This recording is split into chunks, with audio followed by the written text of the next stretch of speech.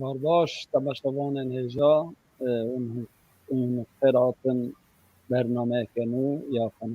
panorama heftê îro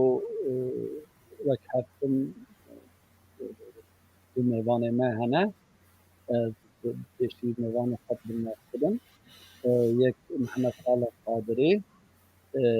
berpirsiyarê têkiliyên hêzên netewî yên Partî Demokratîk Kurdistanê Îran û mêvanê minê din wek Mihemed Selîm Uzun yên wî sosyal medyayê binasın nivîsar e lêkolîner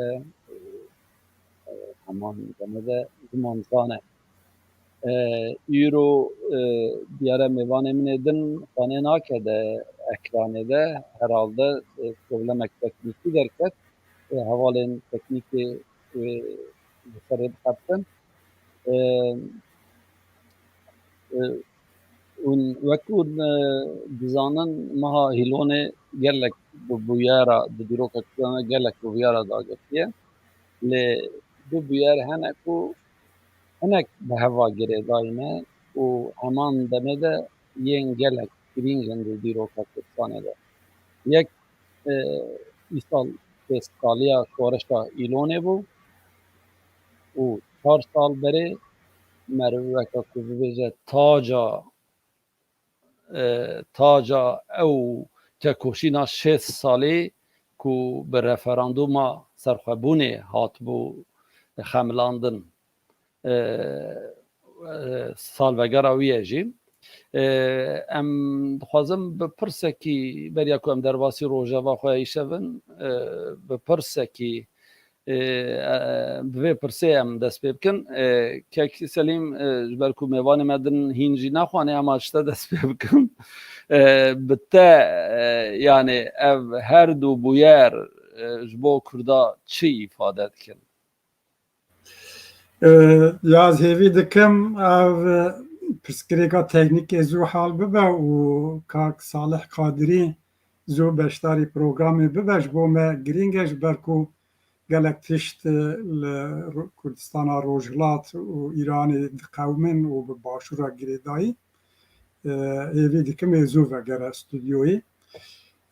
Pirsa te bi rastî pirsekî pir girîng e yanî ji bo Kurda ne tenê Kurdên Kurdistana Başûr ji bo Kurdên çar parçeyên Kurdistanê û li Kurdên ku dinyayên welatê dînin bi rastî her dum ew jî yanî şêsaliya şoreşa îlonê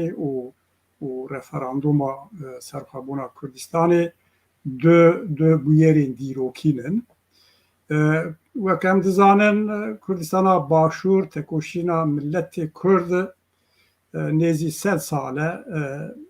berdewam e bê westandin bê ew ki ji 1919 heya îro ji 100 salî jî dibûre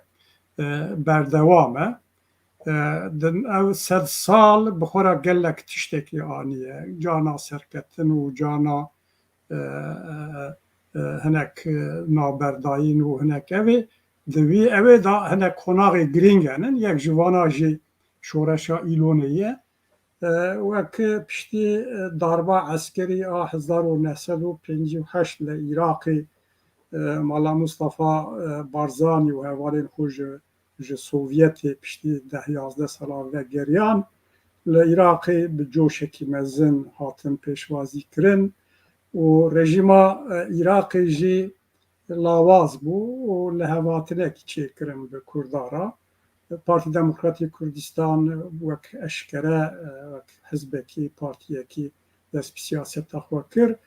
û li ser hinek esasa li hev kirin Partî Demokratîk Kurdistan ya ji Hereka Kurdî û rejîma Iraqê a merkezî çerçevekî fireh bû yanî lê çiqas wext çû rejîma Iraqê piçekî hat ser lingê xwe sozên Kurdan pêk neanîn Kurd mecbûr kirin carekî dî dest bi şer bikin şerê çekdarî şoreşa îlonê دوی معنی دا وک حدیثه کی دیروکی وک گاوه کی دیروکی هاتا آویتن و شورشا ایلون دست بکر شورشا ایلون جبو کردن باشور پارچین کردستان ملت من اوی پارچی وک جاره کی دی امو دنیای را بیجن کو وای ام دوج حقی خو برنادن ام کردن ام هنن د ناو حدودên Iraqê da em jî parçekî milletekî nin, milletê Kurd in û eger hûn heqê me nedin, hûn mecbûr dikin ku em xwe bispêrin çiyayên Kurdistanê û bi vîya wayê Kurda xwe spartin çiyayên xwe, çiyayên Kurdistanê şerekî dûr û dirêj dan û heta hatin bi otonomiya 1971 به اتونومیتی فره پیواژو هاتن نقطه کی به ویاوایی وک پروسس کیه یعنی 1920 حیا 1906 71 و امتن او که رفراندوم بریارا رفراندومه وکا کو ام دزانن پشتی کو کتنا رژیما فاشیست شوونیست آباسه کرد جی به اوکا آلیکاریا هفپیمانا جی لسر آخا خود دیسا دست پیکرن ستاتیو که خو هیدی گرتن دستی خو لی به عربا را نمشیان تاوی که قانونه که بنگهی جی چه کربون ماده نگلک مهم هبون که پیک باعتانا رژیما باغدای سوزک دا بود تشتی کو د قانونا بنگهی عراقی دا هبون پیک نانین یک جوانا جی ام بیجن ماده 140 بو و تشتی دنی بو کرد چه حقیوان هبون سروان خواستن قط بکن بچاوان خواستن قط بکن پره ندان به هر آوائی زخت کرن کردن باشور گوتن ام به وی اوکی نرازینن یا وای نامه وک زواجه کی بدله ام ناخوازن و رابون امو هیزین و هبون پارتی دموکراتیک کردستان یکتین اجتماع به گور و پارتی دنی بابه سری دا به یک دنگی بریارا رفراندومی گرتن و کرد چون رفراندومی و وکم دزانن سدی نوتو سی ملتên Kurd wî parçeyê da gotin em dixwazin welatekî serbixwe dewletekî wa millî xwe ava bikin di wî meعنê da wek referandûmekî dinyayê ra bêjin ku em milletin em karin xwe îdare bikin îrada me jî di wî warî da ye û rûciyek wek herem wek rojhilata navîn da belkî dîrokê da cara ewil bi rêyekî aştiyane, bi rêyekî demokratîk, bi rêyekî adil û însanî ew referandum pêkat, ew jî nûmonek ye. Yani ciyê wek rojhilata navîn de ne rihate ku tu rabî bê hedîsên mezin bê ew ê referandumekî wiha pêk bînî. Ji bo wê jî referanduma Kurdistanê ji bo milletê Kurd wek nûva nûjenkirin û dinyayê ra wek manîfestoyekî em dixwazin wek millet bi îrada xwe qedera xwe tayin bikin, dewleta xwe netewî ava bikin, ser erdê xwe azad û serbest bijîn, wek hem nav xwe da û hem ji dinyayê ra wek mesajekî waye. Tu dîsa bi xêr hatî kek Salih Qadirê. سپاس لێبورین دەخوازم کوردستان مخابن دەما ئەلەکتریک دچە ئینتەرنێت قوت دەبێ ئەو چەند دەقیقە وسا دەرباز بوون دەخوازە لێبورینی لە جەنابێوە هەواڵە و بینەرێن وە دەکەن کەک ساڵە ئەم هینبووینە ئەو چوندنا ئەلەکتریکی و خەتا ئینتەرنێتێ ژی ئەم هینبووینە li îja niha bombayên rejîma Îranê li ser serê ve dibarin. Kek Mehmed Salih min beriya ku em derbasî bernama xwe bibin min bi pirsekî dest pê kir min ew ما ایلون براسی یعنی هم جبو کردن باکور هم جبو کردن پرچه اندنیکای گلک ما که کو بویرا داگرتیه پرسامن او بو لدو بویر پر کو من وها به هواجی گریدا یک 6 سالیا شورشا ایلونه و هر وها ده همان ساله ده یعنی 4 سال برجی رفراندوما سرخوبونا کردستان همان پرچه کردستان او بو مگو جبو ما چه پیام وان هر دو سال وگره هیه اما چند اوابجی ما خواست دیتنه تجی بله برای ایزن دخوازم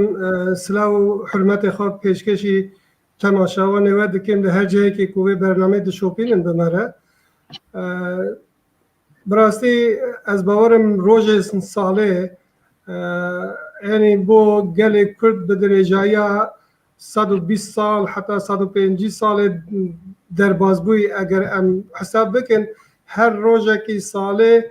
د دیروکا کردستان دا دکاره مناسبه کی خواه به یعنی ایجابیه خواشی و نخواشی مخابن ترانی جی تبله هون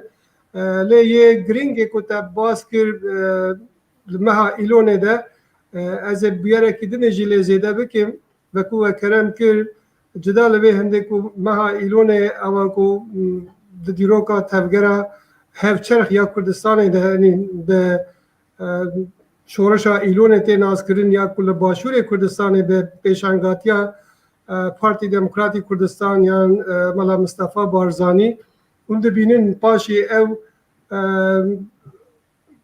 تکشکاندنا کومارا کردستانه وقتی تراژدیایی که وسا چیده به بارزانی کو کوچ پر دبین به زحمتی که زیده دچن نو آخا سوویته پاشی 10 ساله کو جاردنه او گوهرتنه کو د عراق دا چه دبن درفت چه دبن کو او جاردنه وگرن ام دبینن کو یعنی د سالدار عراق دیسانه به حیله نخوازن مافی گلی کرد بدن و داره ام دبینن شورشا ایلون دست پیدا که یعنی جاردنه خودی در کتن لاراده نتوی و مجدبونا گلی کرد بو دست و آنینا مافی خواه براستی جی شورشا یعنی ایلونه کوهاتی کرن تنه نه شورشا که ام بیجن برنگی چکداری لعالیه جواکی ده لعالیه سیاسی ده لعالیه لشکری و بگلمپری ام دبینن کرده هر 4 پرچه تیده بشدار بونه دا کو دبی در فتی ده بکارن مافی خود از بخیر یعنی افجی وکو چون تبیجی زنجیره که کو حلقه و گریدای هون یعنی راپرینا شیخ سعید نمر و یاسر هلدان آرارات یعنی یاسم کوشکا کیانتی کومارا کردستانی ام دبینن شورشا ایلونه جی یک لحلقه و زنجیره او کو نتوا کرد یعنی لگور روشا خواد هر قناخه که ده داکوکی لمافی خواهی نتویده که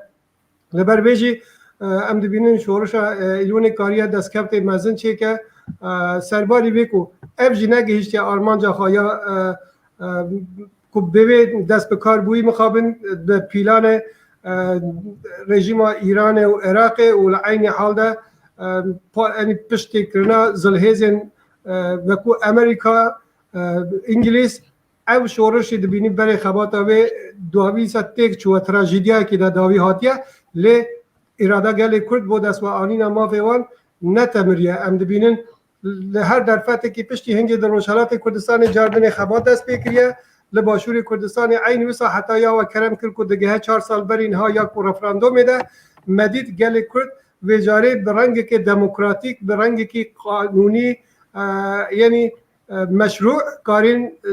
بود رای گشتی بو همو دنیای بدن خویا کرن و چقاس به اراده نبو اوه کو مافی خواهی نتوی دستبر بکن گرچه ام دبینیم به صدما او سیاست ناو دولتی او هاوکیشین سیاسی یه لشکری یه آبوری که ده هره میده مخابن هشتا جی تفگرا کردستان یان بیجن حالات ما کردستان نکتیه دناو استراتژیا هفکیشین هرمی یان یه نو دولتی ده کو پالپشتی کلی بیتا کرن مدید انجام رفراندوم جی چان داوی یعنی به تراژدیایی که وسا خواستن تک بشکنن لی اراده گلی کرد ام دبینن ها لحمو پرچه کردستان کرد دیاسپورای عینی گریداینه یعنی مثلا رفراندوم ما هنگی وکو حزب دموکرات کردستان ایرانی به هلویسته که فرمی ما د کارنوالا که ده هلویسته خواه بیان کر که ما دروشمک نویسی بو پلاکارت ده که رفراندوم باشور کردستانی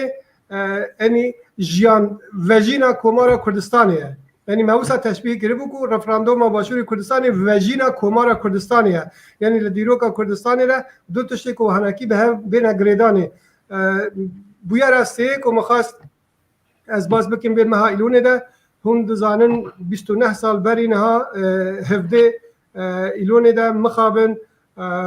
دست رشا تروریزم دولتی رژیم کمار اسلامی لولات المانیا رستوران میکنوس ده دکتر صادق شرفکندی او لیدر جهاتی گل کرد یکو پاشی دکتر قاسملو پیشنگاتیا حزب دموکرات کردستان ایران دکر به تروریزم دولتی رژیم ایران او جهات قتل کرن که دادگاه میکنوس پاشی 5 سال لیکولین مدید رژیم کمار اسلامی لاستا هری جور ده تاوانبار کر محکوم کر او مها ایلونه و باس وان دو بیارا کر محس کرد وی بیارا سیج بینم بیرا و تماشاوان هجا هیویدارم گله نه بکاره روز خوش ببینه او بیرو هزرا نتوی یا کو بابو کالان و هاتیه سر دست جیلا ایرو بگه انجامه که کو جیل پاشی ما بیرانین خدا روز خوش جشن شاهی بکن گلک سپاس لور اجی دخوازم بریا کو از پرسا کو مجوه کر کو اجی دسه گوتم سری ببیجم از گوتنا تا دوام بکم من دکتر شرفکندی بخوا من ناز کر من ویل چیای قندیل دولا شهیدان لوی داره ام شبک بون میوان وان پارتی دموکرات و پشتیوی او هات سوید بو میوان کووار آرمانج کوه چاقه در رداکسیون کووار آرمانج دام کار دکر و پشتی اجبام چو لبرلین شهید کت تشتکدن بلکه به آخریا جیه مبو عین رحمتیک خاصم نوجی بسابو هات سوید هات آرمانجه پشتیوی چو لویانا او بو از بخواه هم لویانا او خانیه کو شهید کتیه چومه لبر دریوی و چومه بروی رستورانگا کو لبرلین دکتر شرفکندی شهید بیه چومه و دریجی من وانیاد کریه بله بیامن از بدسه گوتنا ببیجم وقت پر زود چه و بو 20 دقیقه از شورشا ایلونه دما چبو 15 سال بریاوی د 15 سال تاریتیا هری مزن یا سال 19 یا کرد کجیانه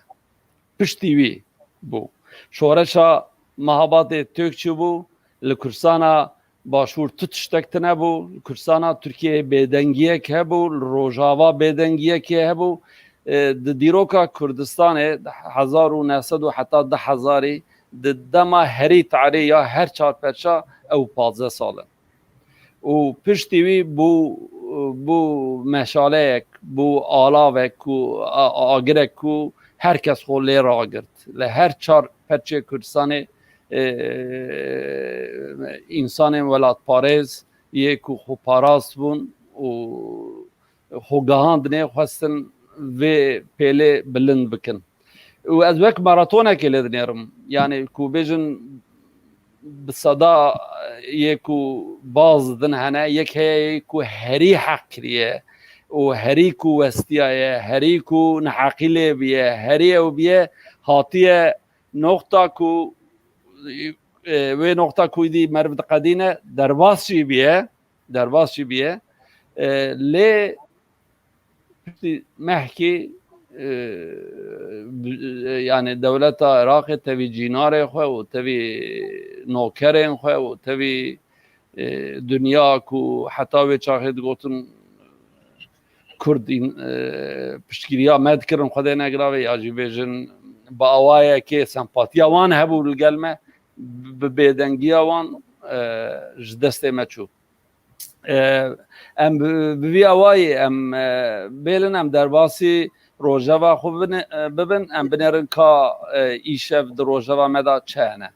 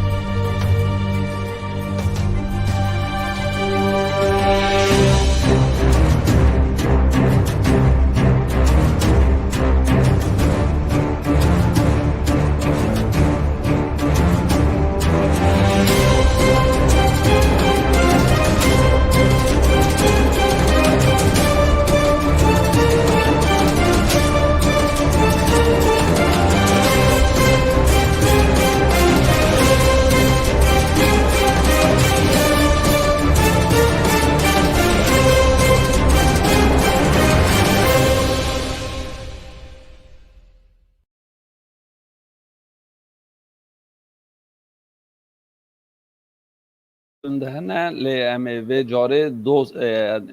ام مجار نچن مجارن هر پرچین کردستان هر بشین کردستان ام به هورا بنرخینن ام به روز هلات در دست بکن اون دزانن وان دم داوین به yani ev 2 hefteye her roj İran çi bigire her roj İran hin beçên başûrê Kurdistanê bombardıman dike bi top avêjên xwe bi dronerên xwe çima niha yani bêjin hêzên Rojavayê Kurdistanê Rojhilatê Kurdistanê berê jî li wan herêma bûn. Lê heta niha herê bêjin tu carî vala nesekirîne êrîş kirine ew kirine lê ne bi vê rengî çima niha yad diyad heman van roja da İran bu endamên eslî yê rêxistina hevkariya Şengayê ev tê çiwatê û ya siya İran û Ajansa Navdewletî ya ku enerjiya atomê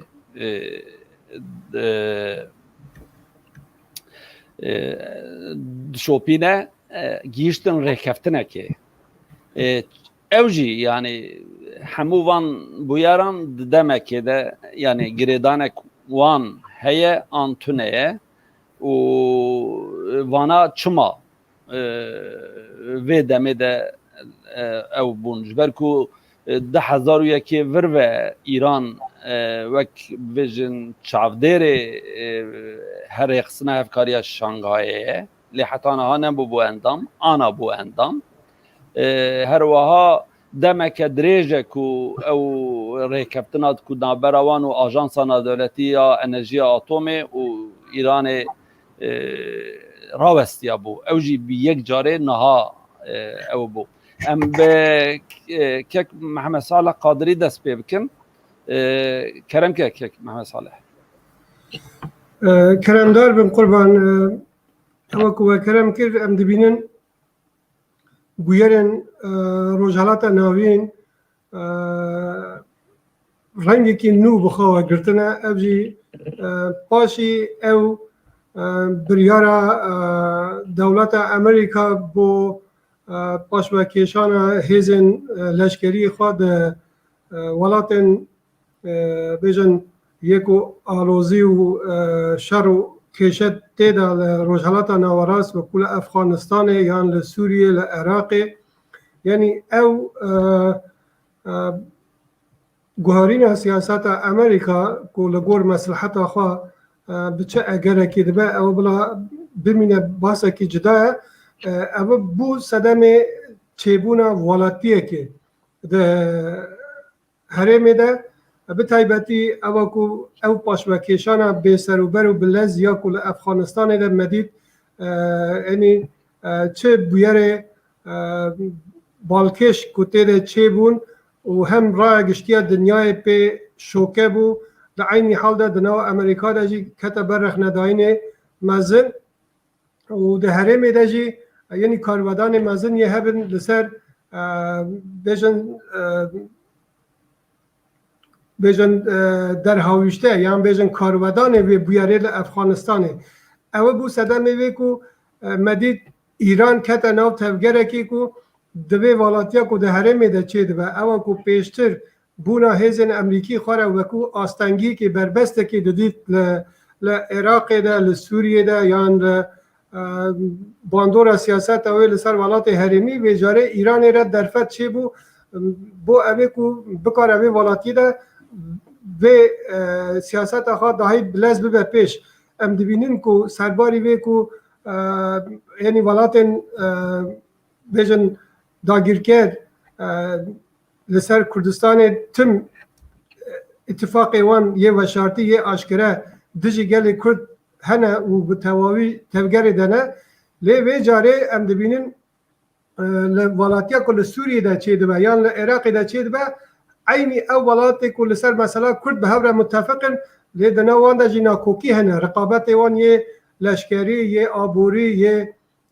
siyasî hene ku herêkî wan dixwaze cî pê xwe qahîn bike havê derê de bû medît İran di demekê wisa de kete tevgerê ew ku heta di hunê yanî İranê înkara hêzên Rojhilatê Kurdistanê dikir bi salan bû bi rêya çêkirina fîlm û nivîsîna kitêba û propaganda û şerê nerim wisa dida xuyakirin raya giştî de ku tiştek bi navê bêjin hêzên dijber ew ku ew dibêjnê de dije şoriş nemane yanî emn û emanê de ne lê çawan bû nişkê we wisa li astê herî jor yê fermandahiya giştiya hêzên çekdar yê ku fermandê giştiyê hêzê bêjin hişkanî bilindtirîn asta kanalê xwe yê dîplomasî yanî li medyayê xwe bigine hewar bêjin bûna hêzên Rojhilatê Kurdistanê li başûr de yan hêza pêşmerge li çiya de metirsiya gefe li ser emniyeta İranê yanî evê rastiyê dide xuyakirin yek ya ew ku İran dixwaze bihêceta hêzên Rojhilatê Kurdistanê yan bihêceta hêza pêşmergê Kurdistanê ew dest bi pîlanekî nû bike dijî başûrê Kurdistanê bo dagîrkariyê ew ku em dibînin beşeke başûr niha hêzên Tirkiyê de ne beşeke dinê yanî rejîma İranê dixwaze bo evê ku em dibînin di meha deh li Iraqê de hilbijartina parlamentoyê heye ew ku welatên Yeketiya Ewropa Amerîka ew piştgirî dikin ku ew hilbijartin bi serkevtî bibe sedemê seqamgirî aramî di Iraqê de lê berjewendiya İranê di alozkirina Iraqê di naseqamgirî û nearamiya Iraqê de li ber vê ku rejîma İranê pêşbînî dike texmîn dike ew grûpên girêdayî rejîma İranê ew grûpên Şîe di nav xwe de nakokin ihtimala wê heye di hilbijartinê de encamê wê ne bi dilê rejîma İranê bin yan jî cireyekî be balans çê bibe ku rejîma İranê vê zêdetir nekaribe yanî planê xwe Iraqê de çêke li ber vê gelek leze li vê dema heta digehe hilbijartinê yanî ku dehê meha deh yanî niha de kabikare çiqas planê xwe cîbecî bike yek li wan plana em dibînin bihêceta me ew ku gefal hikûmeta Herêma Kurdistanê dike, gefal yan bêjin daxwaziya li hikûmeta Iraqê dike, serbarê wê jî ranewestawe. Em dibînin tevî wê ku daxwazî li wan kiriye li aynî hal de serveriya xaka bêjin Iraqê yan serveriya Sinûrê Herêma Kurdistanê şikandiye bi فرۆکê bêfirokevan bi dronê intiharî bi topbaran û katûşa û li aynî hal de gefê hatina hêzên leşkerî li ser erdê jî dike bo evê ku bête nav Herêma Kurdistanê. Ya herî balkêş hûn dibînin roja evilî ku wextê ku firokê bêfirokevan yenî 16 firokê bêfirokevan ku çiya de çeperê pêşmerga kêrine amanc êwariya vê rojê jî aynî ew yani drone intiharî firokê bêfirokevan medît balafirxana hevlêrê kirine amanc. Yani normal yani xuya dibe ku ew pîlan bi heve girêdaye yê cîbecîkerê wê eger li çiya de rasterast yani hêzên spay pastaranê Îranê ne ew ku ser hevlêrê jî tê kirinê aynî ew grûpên milîşiyayî ew ku girêdayê rejîma Îranê ne. كيك مع مثلا البرقة برسكي تكم نابرة برسكي بكم يعني السر هوليري درو دوراوي وان دورا ميجبا يدكن لي نها او هريما كو ببيجن نهات توباراند كن او دكن لكو نيزي قنديلي نيزي حدودي وانا يعني او yani bejin bi siyaset guhertina siyaseta yekîtiyê ve jî negire da yekîtiyên Îslamî Kurdistan. Yani tê bîra min. Wek rojname vanekê. Belê. Yani weka ku hûn ji me dûr bikevin em we jî wek hewlêrê em ê hûn bibin armanjên me.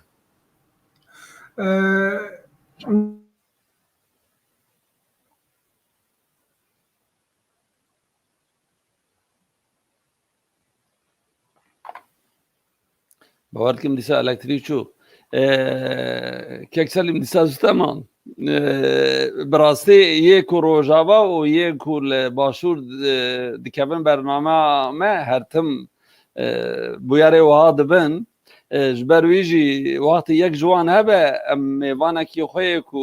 ام ببجن دكارل سرگلك مثلا بپیوه ام هلد بجرن وقت تونه بجی هم بوی کاربن برنامه خب بشوپیدن جبرویجی بزانه بون متحل بشارت که سلیم تشد بجی همان پر شوتا پرسام بیست دنگی تنای آناته اگر که صالح حادثه تدور دیوی yani az kurt ew bikim arasتی که صالح او بدانا معلومات بنا باشتر دبو لگوری من کاک ممتاز yani ایریشین ایرانی و ایریشین ترکی لسر باشورین کردستانی وک به اوکی دیروکی و گریداینن هر دو دولتین kolonyaلیست هم ایران هم ترکیه تجاری ستاتویا باشورین کردستانی قبول نکرنه و حزم ناکن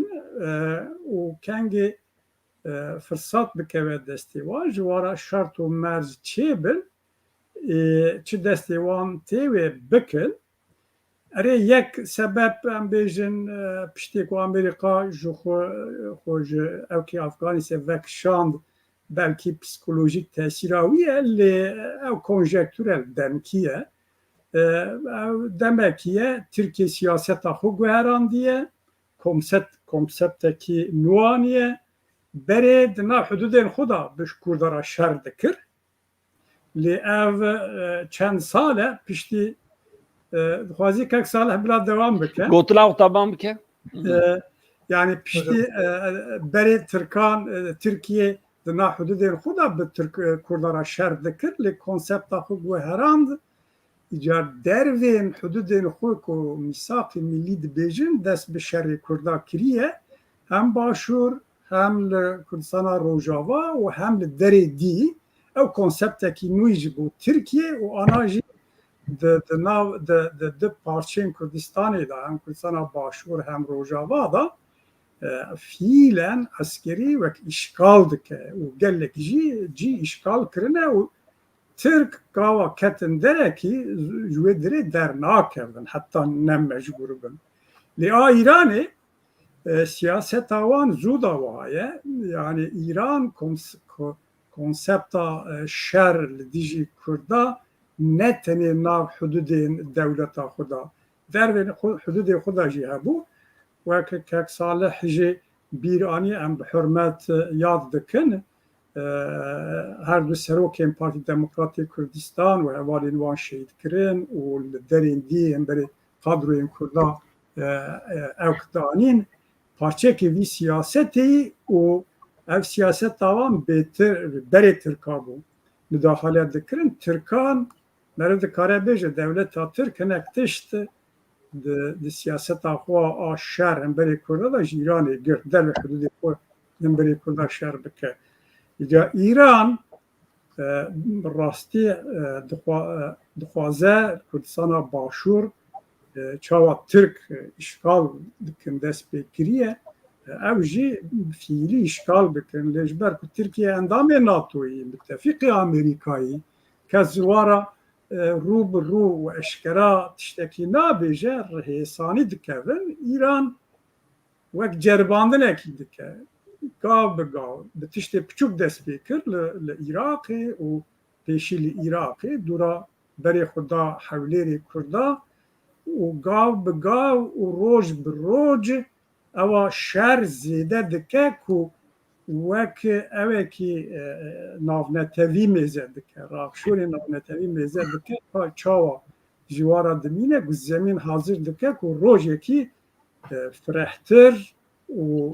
aktiftir müdahaleyê Kurdistana başûr bike ev stratejiya Îranê û kevne û ne nûye lom û tabî wek em dibînin yani Kurdistana başûr jî ji bo ku hinek muşkilê wan problemê wan bi xwe heyî bi hev û dûra heye navxwe da henin û em dizanin ku mintiqa soran di bin tesîra nüfuza heta müdaxala Îranê dayî lê mintiqa dinê jî ewa Tirka dayî rekabete şerrekî li ser Kurdistanê navbera du dewletên kolonyalîst dîrokê ji hezar û ji peymana Qesr Şîrin heya îro İran tehemûl nake hezm jî nake ku Tirk yek alî tişna bikin û sibê du sibê walatiyekê çêbe a başûrên Kurdistan eger îşgal bikin İran wiha rûne û temaşe bike nayê hesabê wan ez li vir dibirim dixwazim dîsa bidim Kek Salih bira dewam bikin. Kek Salih îro dibêjim ew dayra elektrîkê jî de bimaraye belkî pirsa min neeciban ez bi pirsêra pirsek dir jî bikim û tikerem bike yani kandî ku em dizanin hududê Îranê taybetî jî Qendîl û Nêzîwî û ew yani niha wek berê ji wan re ne herêmên herî ewlene hêdî hêdî valayî tê da çê dibe ev êrîş para viya jî tê de heye gelo ji bo ku hêzên Kurdistana Rojhilat ku li wan derabcî nebin ew ji ber ku wextekî ji xwe re tampon mintiqekî herêmek tampon çêkiribû weke ku bawakî dat parastin lê niha ew wek ku ew herêm piçek sist dibe yani para viya jî heye gelo belê Belê qurban bi xwe dizanîn sinûrê navbera Rojhilat û Başûrê Kurdistanê yani bi dirêjaya dîrokê yani çi wexta desalatên serdest yê hikûmeta Iraqê yan yê hikûmeta Îranê nekarîne hemû ew nuqtana de hêzê xwe cêgîr bikin tim ciya de ew welatiya hebiye bi taybetî serdemê şerê Îran û Iraqê de em dibînin hêzên tevgera Kurdistanê yê başûr لبشکی لوان سنوراده بونه هیزن تفگر روجهلات کردستان لبشکی وان سنوراده بونه حتی هیزن باکور کردستان لبشکی لوان سنوراده بونه بوی رنگی ام دبینن چقاس دسالات دنبره حکومت ایران اگر حکومت شاه چوه یا کمار اسلامی هاتیه یا لعراق ده صدام چوه حکومت دنیا هاتیه لترکیه ده چه بیه لی ام دبینن اب چیه تم هیلونا برخوادان بیه بو شورشگر کرده لعین حال ده جی ام دخوازن اوه بین زمان یا کو پاشی را پرینا باشور کردستانی لنوتو یکاوه لسر داخازیا سروکاتیا برای کردستانی که هنگی رحمتی امام جلال و جناب کاک مسعود بارزانی و هیزن باشور لبو برجواندیا و راپرینا باشور که در فتک چه ببه که بکارن دستکفت که نتوی آوا بکن یعنی تکلیفی آوان لما آوا بو که ام هندک رعایت آوان بکن لسر و آلی که دنجی ام باورن رژیم ایران هر هنگی جه عینی استراتژیاوی دجمناتی لگل تفگر کردستان لبروی که چه وقتا رژیم ایرانی پرسا کرد و که پرسا کی سیاسی میزه نکریه و نخواستیه جی به منطقه کی سیاسی پیره علاقه دار بجبو چاره سریه یعنی چه وقتی باسا گوتو بیجش گره بو چاره سریه هم دبینین او وکو پیلانه که وکو تعلقه که حیله که بکار اینان دیه جبونا برنا سروک ما هر وکو لوسیتنامه پیشوای نمیر قاضی محمد ده هاتیه گوتن قاضی محمد دیجا چه وقتا باوریا خو عجما نینین اگر او دست خوار قرآن جی بدن وره هنگیوین بینین دیسانه لی باور نکن بزانه جهر کرنه نافده یعنی نمونه اینان دیا که پیشتا چان دستالدار ایرانی یعنی به ترور کرنا جوار آخا یا سمکو اشکاک یا حمزه آخای منگور عینی وساجی به حیله دار وکرنا قاضی محمد پشتی هنگی هم دبینیم وصیت قاضی محمد چهان راست درده که دیسا ترور کرنا دکتر قاسم رو لسر ماسه گوتو بیجه دیسا ترور کرنا دکتر شرفکندی عینی حال ده ام اوه بین زمان لسال 1992 کل سر و مسلحتا که معانی زمان حرکات روجهلات کردستانه ام لچیای قندیل وان سنوری کتا کرم کرده رجایه 600 کیلومتر دنابر روجهلات و باشور کردستانه یعنی هز پیشمرگه کمپ ما داکتن داشته بو اوی که هیجت چینه و بو رژیم ایران که مداخله نکه حتانی باشور کردستانی دکاره یعنی استقرار که پیدا بکه لی مدی رژیم کمار اسلامی به هندی را نوستا لدشتا کوی پی فروکه شرکر یعنی هیرش کرد کلا دموکرات بیداری بارگاه من بمب باران کرد در سال 92 حتی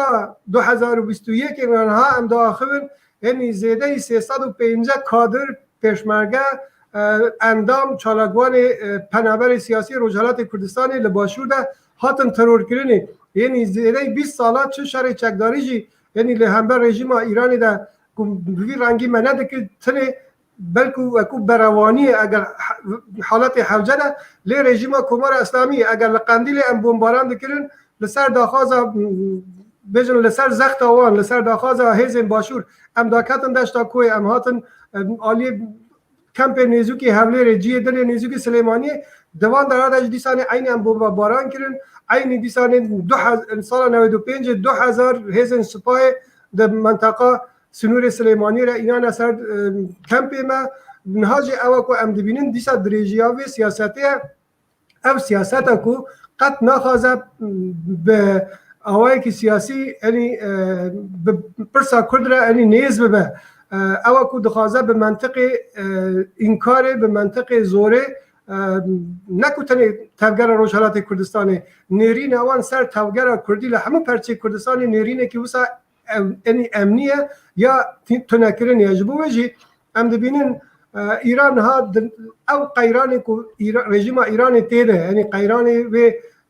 یه آبوری یه سیاسی یه جواکی یه کلتوری یه جنگهی براسی او قاس قیران تیده چه بونه سرباری او دورپیچه که امریکا اخستنی سر یعنی رژیم ایرانی زیده تر لوی کل امریکا بترسه یا اسرائیل بترسه یا ولایت عربی حرم بترسه ل تقین و سرحلدارا خلق ناراضی نو ایران دترسه به تایبەتی لنتوین ایران دترسه یا کو ج کردا دترسه لبلوچا لعرب هوازه یعنی اول مجاره که جدیه جاجبوه کو دوی وقتی ها هستیار ده بکاره بالا خلق نو ایران راکشه بو قیرانه که در وی سنوری خواه یا بخواه در وی سنوری خواه قیرانه که چه بکه بو او قیران نو هندور ولاد حتی دمه که یعنی بیرا خلقی به بیان جره که یعنی بیجن بکاره کنترل بکه ام دبینیم دست به وی هیرش هان کریه ام باورن او هیرش ها او پیلان ها یه درجه هبل بر کو ای روزی اگر و نوچه یعنی شوپان دبن ام دبینین محمد حسین باقری یعنی فرمانده گشتی هیز ایرانی عین وسا گفه دخو لحرم کردستانی گفه دخو لهیز روشالات کردستانی برنگی که او کو وقت خو به پیلانه که تابع حکومت عراقی کارین هیز مجاهدین خلق چک بکن و گلک لوان بکوژن لعراق دارخن دخوازه همان روشه لسر پارتی روشالات کردستانی دبینه لی رژیم ایرانی شاشی که اوجی اوه کو او دبه باش بزنه نه هیز روشالات کردستانی و کو مجاهدین خلق دوری خلقی خانه نجی پیگا حکومت حریم کردستانی و کو یا حکومت عراقی یعنی پرسا ما نه دروی سنوره و نه باشوری کردستانیه میدان سرکه خبات ما روشالات کردستانیه هم دزانن خلق ما روشالات کردستانی به آوایی که هری اکتیو لگوتار نتوی خواهی در دکمن همون روژه ام دبینن چالاکی وان یه ادبی یه روشنبیری یه جنگه پارێزی چالاکی جنا به هر آوایی که یعنی تمثیل زمان خودکن یا چند خودکن هم بر رژیم ایرانی ده دناو تفگری دانه سرباری وی کو رژیم ایرانی ام دبینین هر سال که ده زیده 100 کسی دبینی کولبر ده کجا چند صد کسا بریندار دکه یا به دهان کسا دبینی دار و دکه به همون رنگی که سیاست قرکرینی هم بری گل کرد به پیش لید عین حال ده ام دبین روشالات کردستان تفگره که خورده به تایبەتی جی او کو ایران ها نواند همکاری پارتی روشالات کردستان یعنی حزب دموکرات کردستان و کو پارتی کی سرکه دوی نوانده ده ام دبینن او خطاب کو نواند همکاری بو خلق روشالات کردستان یعنی مناسبه جورا جور ده یعنی کو دای گل پیشوازی دکه او پیشوازی کرنا گل او هلوست گل کو دگره ها و در رژیم ایرانی و ده ترسه لبر بله كيك محمد صالح بعصا نابندا هيزن او هفكاريا او هف خباطك وبهدورات كن تبعسكر لدناباندا يعني بيجن پرچه كو بريون بهدورا كار كرن انا بناوكي اوجي وك هيزكي و دمك يكو ام دبیزم کو دناو براو دا کارو خباته کو هر دو طرف بگین هفدو و ببن یک پارتی گلو او دچه حالت اوه ده دچه روشه ده بله و دورا ام هر دو پرسی خوی دنی ام جبیرا نکن مثلا شانگای و مثلا او رخصنا چاودریا اتمی انرژی اتمی بله نواند همکاری لچار پارتین سیاسی روشالات کردستانی کو خودی دیرو که درش و خودی رخصتن جمعوری د هندره ولات د دروی ولات و عینوسا خودی هیزا پیشمرگنه ما کاری به گاوهان ام تابوه که بشکینن او کو دناو کلتورا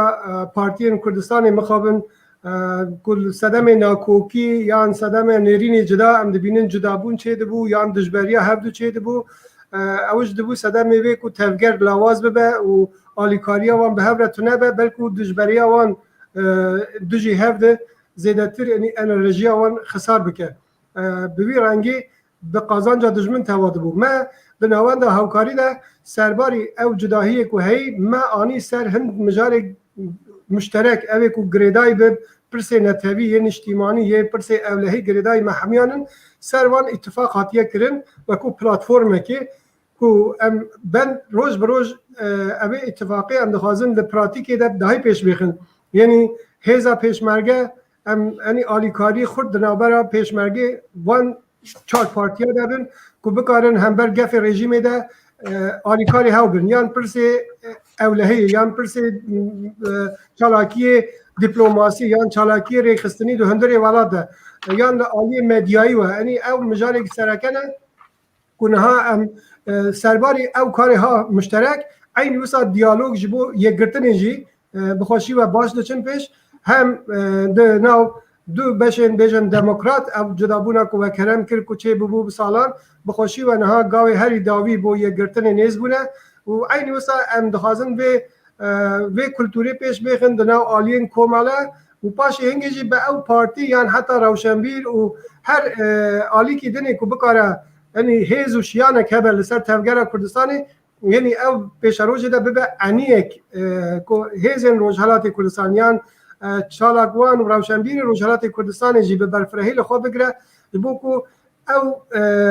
سیاست نون ها یا که امد بیجن لحفگریدان خبات چیا و باجار یعنی تنی گرانایی خبات لسر ملی پیشمرگه یان هیزن پارتی روجهالات نبه لدر یولاد بلکو او مجار ببه مجار خلقی کردستانی همو رفه که وی خلقی خواهی ده ببینه یعنی اوی که خواهی درکتن لناسنامه نتوی لإراده ملی لسروری خواه یعنی حزد بکه او بکاره جی بگره دوی خباته ده شرط نینه اندام چه پارتی که دوی نابه گرینگ اوی وکو کرده که وکو کردستانی که یعنی دوی میدانی ده امجی خودی رول به ام باورم برنگی که ها امی بکارن روشالات کردستانی اون دبینن که یعنی زیاده 10 میلیون کرد ما دنها 4-5 پارێزگەهی ڕۆژهەڵاتی کوردستانی دەهێنێ میلیۆنێک کورد لە تەهرانی هەیە 2 میلیۆنە بێتر کوردی ما لە خوراسانی هەیە ئەنی ئەگەر ئەم وان گشکە حسابی بکەین 13 حتا 15 میلیۆن کورد پتانسیلێکی مەزنە سەرباری وێک و زاراوێ عالی زاراوە ئەم دەبینن وێ کورمانجی ئاخف هەنە سۆرانی ئاخف هەنە هەورامی ئاخف هەنە لۆر و کەلهۆر هەنە لە عالی ئۆلی وەجی کوردی سونە هەنە شیعە هەنە یارسان هەنە ئەنی بڕاستیژێ ئەو پتانسیلە ها خورد نقطه مشترک نه تنی مثلا ملیه یکول بدکار جداهی هانکی یعنی لخوا کم بکه لبرویج ام بکون نوان ده هاوکاری نه هر عالی که ده اول مجارانه نقاش دکن ام باورن پیش روز ده جی یعنی روزهالات کردستان یه رولا کی سرکه هبه ده هم کشین بیج نتوی و عین وساجی دناو ایرانه ده بله که مثلا گلک سپاس دویم تنک بینا خوب ده ام که سلیم گوداری بکن تا دوی مجاره ده تنک دیتنه خو گوت تشتکی کتله زیده بکی یا سر ایریشن ایرانی از تشتکو بیجم تونهی بسل براستی کرد و هزن سیاسی کرد حساب بکن که پیش روژه دا اگر ایران شرط و مرج ببینه و جسارت به زمین شو چکه وقت ترکیه بهتر ایریشن خو فره بکه و بکه وقت اشکاله که الحاقه که کردستان و ستاتویا کردستان باشور جی تیدا کردا ج اوکی روجوی حرکات کج روجوی درخینه اول لی از دخوازم اگر اوکی لسر مثلا شانگای و او اتم چنگوتنا بیجم دوی بابتی دا به او درا گریدایی یعنی او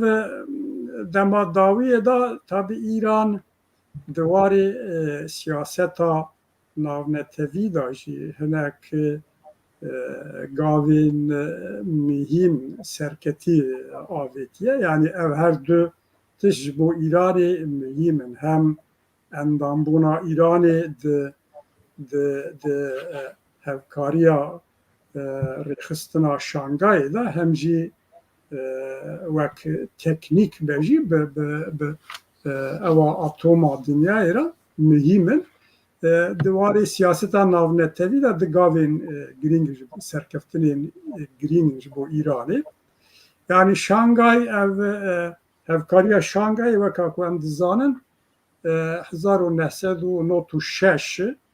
به اینسیاتیفا روسیا دست بکر روسیا چین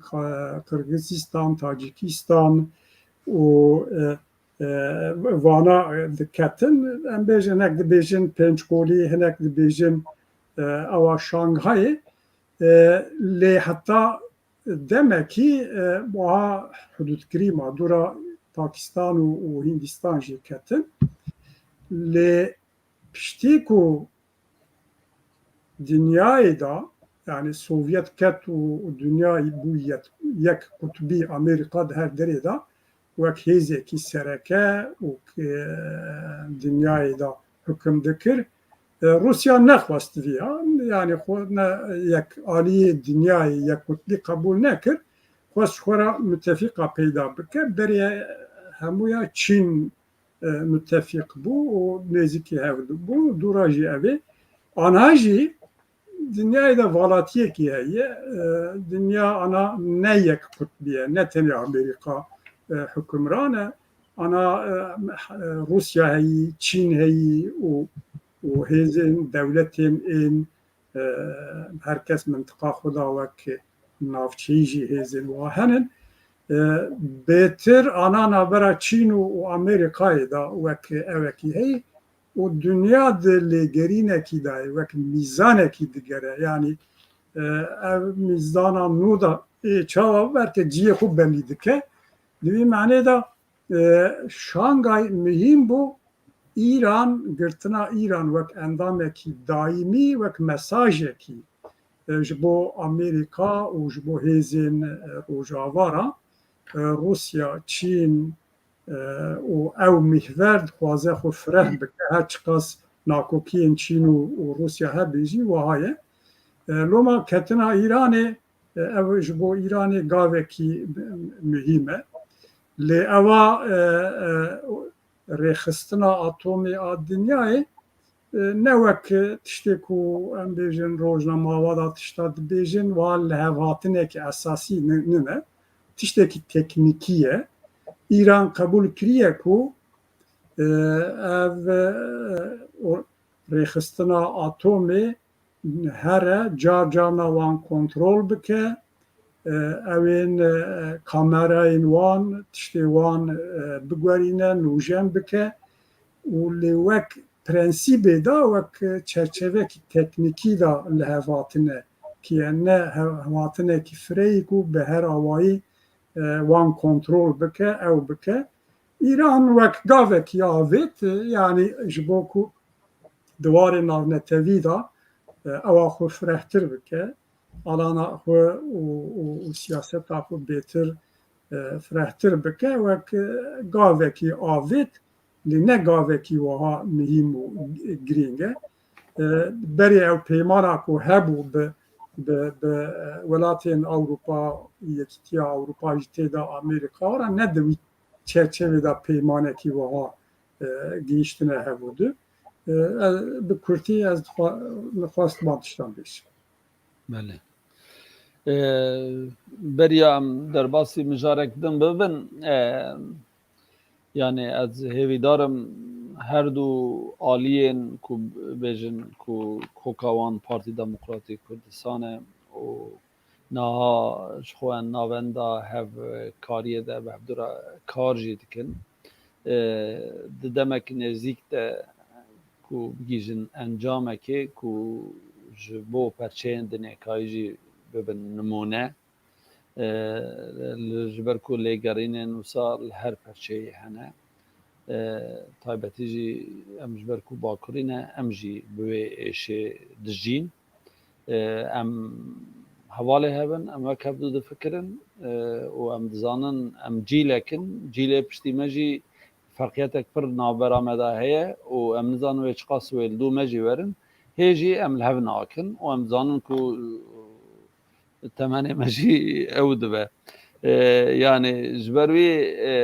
ez hêvîdarim yani carna li perçeyekî tiştek dibe li ciyê dinê jî evek pozîtîv tê hele yani li her perçeyê bawer dikim ji ber ku tedî başûr bi xwe hikûmete û hêz şûna xwe rûniştine û tiştekî din li ciyê dinê li Rojava li Bakur jî heman problem hene mesela ew ê jî مجي يعني شانغهاي يعني بالتدريج مرة دورة پیمانا شانغهاي جبو به برنامه خصوصی شو لیکولا او وک کک سلیم کو نوتو ششاد دست پید کن لی اساسی وک بجن وک پیمان 1001 و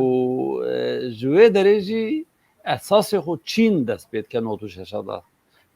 برجی برکو پروبلم وان حدود هنه به سوویت را سوویتا کبن ایجانا بونه چند جمهوریت اساس خود دست پیکش بوی دست پید کن دورا 2001 روسیا ایدی تدجی اکتیفتی بعد دوی ایدی دنیا به آخافتنا سروک روسیا یه دمه هیا دوی کو ایدی او دنیا نه دنیا بره yani ne یک kutbe ve gere dünya büyü avay nameşe ve gere büyüyevi dest betkin tabi naha gelek tişat ya guartın Rusya kandi Amerika Çin'e raji problemi yani le İran stara digere İran duhaze yani avaya ki lehindera tekliye xurd ke mesela هن تشتا garanti bike یکو پشتاوان کلن پرانی لدو تشتا دکبن yani İran piçekci ama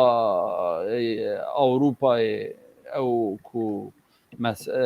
Avrupa Amerika taybetici Avrupa duyu varide vek Amerika neştan diye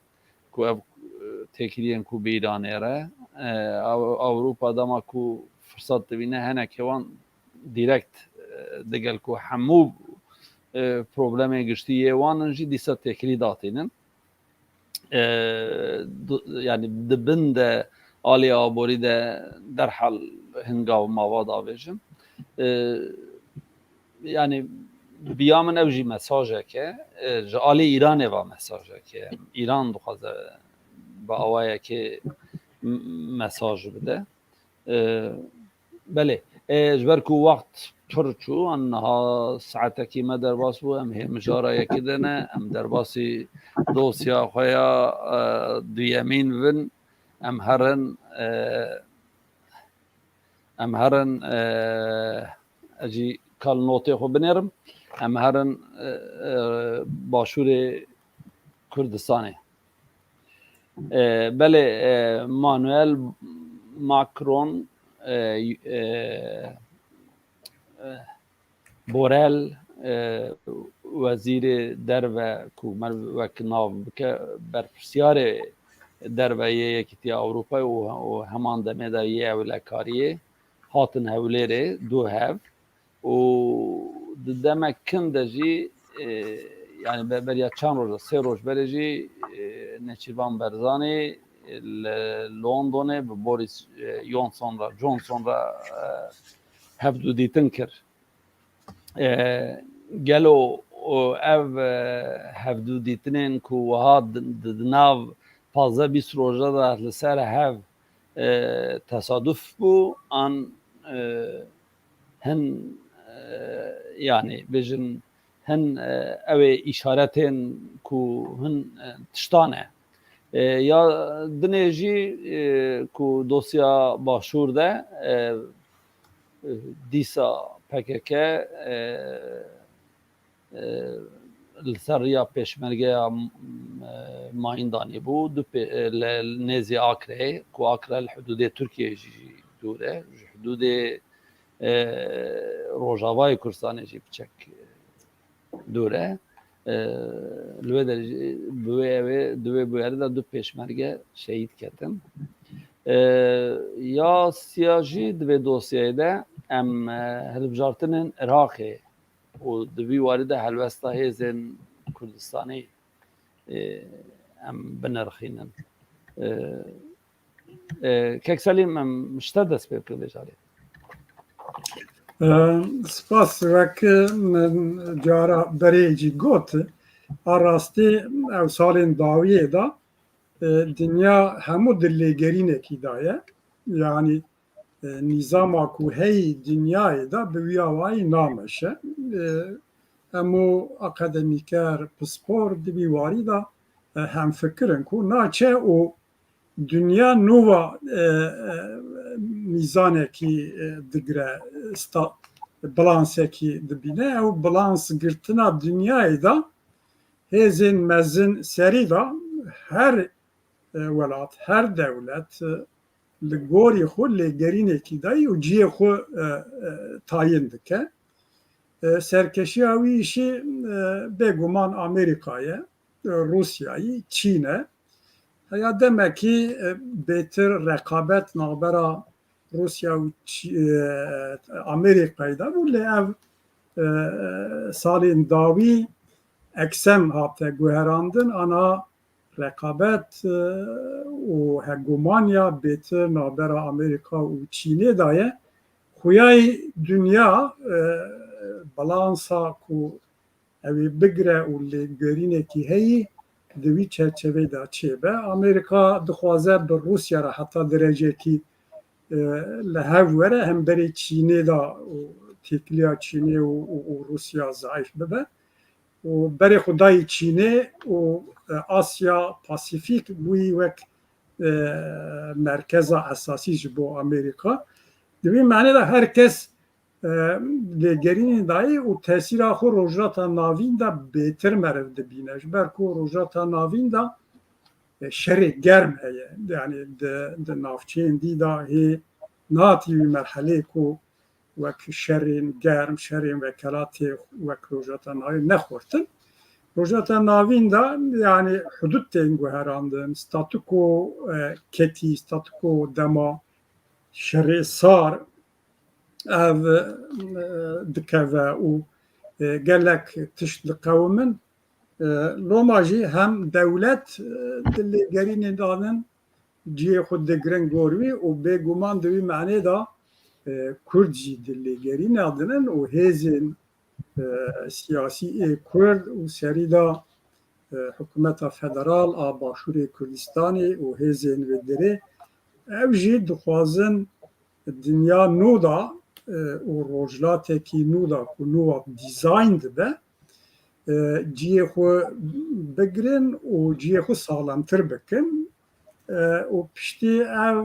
münaqeşa ku Amerîka işte evê xwe vekişîne û ji Efganistanê vekişiya û Iraqê jî biryar gîtî heya dawiya salê hêzên xwe ê şerker ê muharîb derxîne piştîviya pir tabiî ye ku Kurd jî ji xwe re evekî bibînin di warê navnetevî da siyasetekî nû û müttefiqê nû zemînekî nû peyda bikin. Ez ev hevdîta bi taybet di wî re girê didim di warê siyaseta derva da wek heya derecekî serketine ji bo hikûmeta heremê û hêzê siyasî ê Başûrê di vîya da serî da Amerîka û İngilîstan û Fransa ji bo Kurda mühîm in. Em Kurd bêtir li ser têkiliya Kurda û Amerîka me xwe ew kiriye konsantre kiriye lê piştê ku vekişandina Amerîka ji Efganistanê wek tirsekî ketî dilê hemû Kurda gelo wê çi be.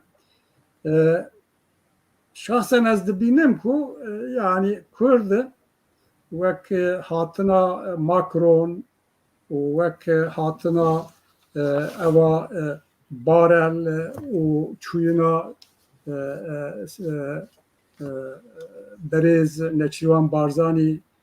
İngiltere û têkiliyên dinê di vîya de xuya kirin ku Kurd naxwazin bi yekalî û qedera xwe bi derekî re girê bidin ku ev rast e. Ez bi xwe jî dixwazim bav bikişînim ku yani Kurd lazim e qedera xwe bi derekî re girê nedin, tenê bi Amerîka ve girê nedin. Di warê navnetevî da hêdî yekqutbî nemaye dünyayê da ku ev jî Amerîka bû em bixwe Amerîka qedera xwe pê ve girê bidin. Çend qutbî heyî û Rusya jî têda, Çî jî têda û welatên Ewropî jî têda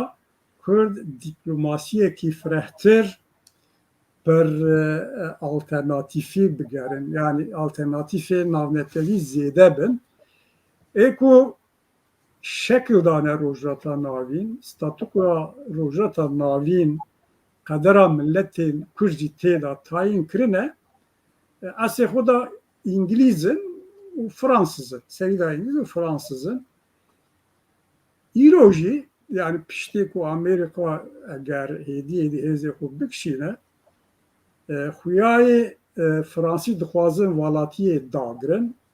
Di vîya de meriv dibîne ku Amerîka piçekî rol dide Fransayê jî. Fransa hatiye Iraqê 47 milyar peymanekî çê dike ku îş bike. İngiliz dedî gotine wek bûyî am genel dibêjin ku rojhilata navîn ne tenê dinyayê da Rûs İngiliz politika tespît dikin, Amerîkanî cih tînin. Îro jî wiha ye. Yani têkiliya Kurda û İngilîza baş be, ez bawerim ji bo pêşerojê mihîm e. Her çi qas heyana em Kurd ji siyaseta İngilîza nerihat bin, pir eciz bin jî,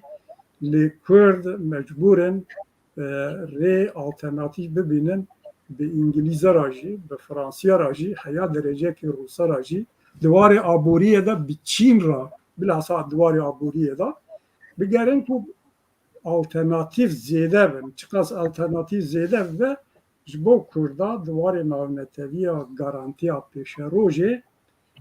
ew qasî zêdetir dibe û Kurd mecbûrî viyanin. Yani em bi serê xwe a rastiyekî ye, em hemberî du dewletên mezin İran û Tirkiye û wek Iraq û Sûriye eger ne ew bin jî wek dîrokî meriv qebûl bike ku wek Ereba em nikarin eger piştgiriya me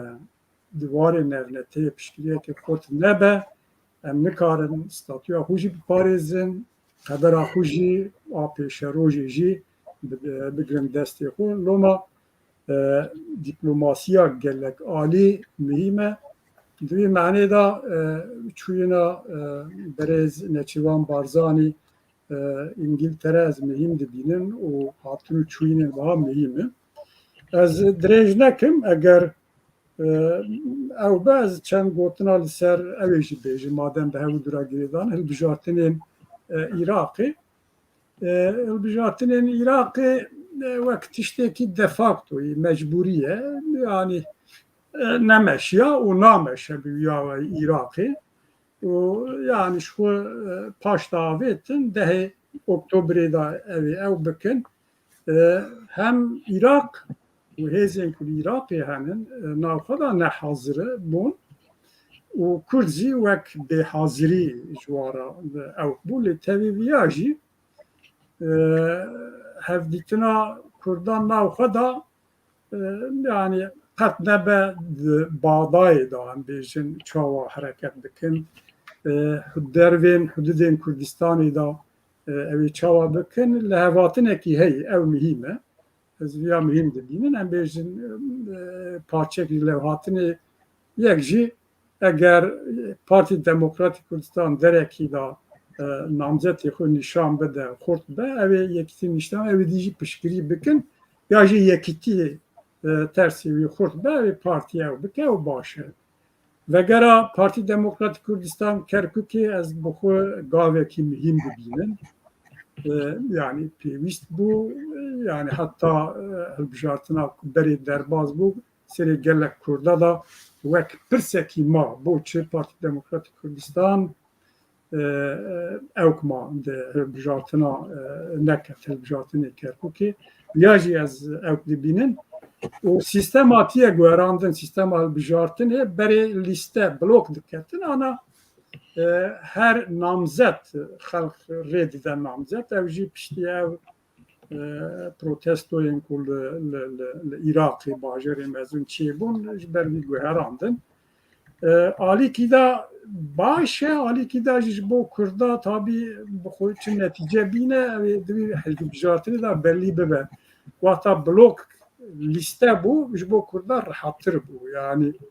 lêanarê rekabet navbera Kurda da ji zêde bike. Eger lehvatinekî wiha jî bikin baş dibe. Hêvî ev e ku yani divî evê da Kurd bêtir siyasetekî nêzî hev û du piştgirî bikin û serkeftiyê wî derbas bikin. Bes bi gelemperî ji bo Îranê ev hilbijartin çareseriyekê ew ê neyne. Yani pardon Irak. Irak hatiye merheleye ku zehmet e. Yani evên xuyên dînamîkên xuyên ên hundirî ên civakî ên siyasî evê da pir tişt vinda kiriye. Mesela Sünni û Şia û parçebûnên dinê werzehmet e û Îran pir divî wayî da jî aktif dilîze müdaxele dike û pêşiya Kurda jî ewa Îranê müdaxela Îranê mühîm e. Ez dixwazim ew qasî. gelek spas. Kek Mehmed Saleh tiştê ku tu divî warî de bibêjî? Kek Selim, ez bawerim li bersiva mijara peymana Şanghay û ya enerjiya atomî ya girêdayî bi Îranê çawan bû derfeta axiftinê bo me vê derê de nema eger îzna we hebe em hindik ser vê rawastin paşê ez girêdayî mijarê başûr nêrînê xwebînim ziman. Belê. Lê em biçek ecele bikin wextê me diçe ji ber ku mijarê me yê dinê jî mane. Biçek bilez. Hûn dizanin rejîma Îranê bi salan e ji aliyê Amerîka û hewpeymanê xwe ve hatiye dorpêçkirinê bi taybetî ew ku li serdemê Trump de ew lihevkirina bi navê bercam hate helveşandin enî Amerîka ku lê kişiya ew bû sedemê vê ku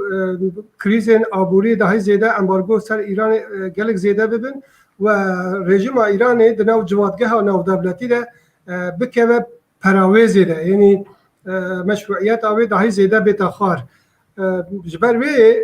rejîma Îranê bi salan e dû de bû ji bo ku li blokeke dinê de hevbendîkî dinê de yenî ciyê xwe bigire da ku bi palpiştiya wê hindik li vê meşruiyeta destçûyî li asta navdewletî de yenî dest bixe li vê perawêzmanê de car dinê vegere jo evê ku bikare dor lêde yenî li vê krîsa han qeyranê ha ku tê de derkeve. Li ber vê jî hûn dizanin yenî mesela peymana Şanghay paşê helveşîna Sovyeta berê yenî peymanekî navbera Rûsya û Çînê piraniya wê alî evlehî hebû bo pêşîgirtin li zêdegaviyên İslama radîkal yenî İslama tundrew. Ew İslama ku rejîma Îranê bi xwe banga şoreşa İslamî bo dinyayê dide. Li ber vê jî gerçi ew peyman paşî derbasbûnê ew vekirin ki 2001 we îdî li aliyê evlehî zêdetir bû hewpeymanî ku li rehenda aborî we û piştîhingê rehenda siyasî we jî enî li hember bloka Ewropa û Amerîka de enî ciyê xwe bigire. Yenî wekû peymanekî Asyayî enî xwe pênase bike. Niha jî ew ku rejîma Îranê tê de wekû endam hate wergirtinê zêdeyî wê ku encamê wê yê emelî çi dibin zêdetir bû Îranê yenî bêjin wekû xorakekî propagandayî ji aliyê saykolojî bû hundirê welat ku bêjin ew jî wekû pêşkeftinekî bû. Eger ne em dizanin gerçî li hind aliya we yenî Rûsya nêrîna Rûsyê Çînê li gel Îranê li hember Amerîka û bêjin Ewropa de yenî ew Îranê wekû kartekê yenî xwe re bikartînin nêzbûnê wan hene ema li aynî hal de gelek nakokî wan jî hene bi taybetî ew ku niha li Efxanistanê de ji hikûmeta Taliban hate serhikim tê texmînkirinê metirsiya İslama radîkaliyê berew welatên Asyayî teşene bike. Li ber wê em vê meselê zêde emelî nabînin ew ku Hindistan û Pakistan jî tê de ne Efxanistan tê de welatê Asyayî gerçî بله ام بیژن آلیه سیاسی و دکاره گاوک به بو ایرانی اما ماهیت رژیم ایرانی لگل چه هاو پیمانی ناو دولتی نکاره خواه هاو تریب بکل بروی که ایران رژیمه که سرکشه بخو او خواه ریبرتیا اسلام ناب محمدی لحمو دنیای دا دزانه پیش روژه یه بکنه هم بری هاو مثلا آژانس جی او و کرم کرد لهو هاتنه که وسا مینه او تنه لسر نوجن کرنا هم او کامراین چاودێری لەسەر جیەک و خەباتێ ئەتۆمی تێدا تێن کردن ئەنی ئیزن هاتیە دان لە هەڤکردنێک و ئەو مێمۆریە وێ ئەو حافزێ وان کامێرا وەرە نۆژەنکردن ئەوە ئیران بێژە بەکو گاوەکێ دخوازە ڕێ خۆش بکە بوو vegere لەسەر ev diyaloga li Viyanê tê kirinê bo li hevkirina ser bercamê bes mijara Îranê niha li hevkirina etomî jî zêdetir bûye pirsgirêka mûşekê balîstîk bûye pirsgirêka drona bûye pirsgirêka sponsoriya ew grûpên niyabetî milîşiyayê ku di herêmê de li Lubnanê li Filistînê li Sûriyê li Yemenê wan ciya li ber vê ew mijar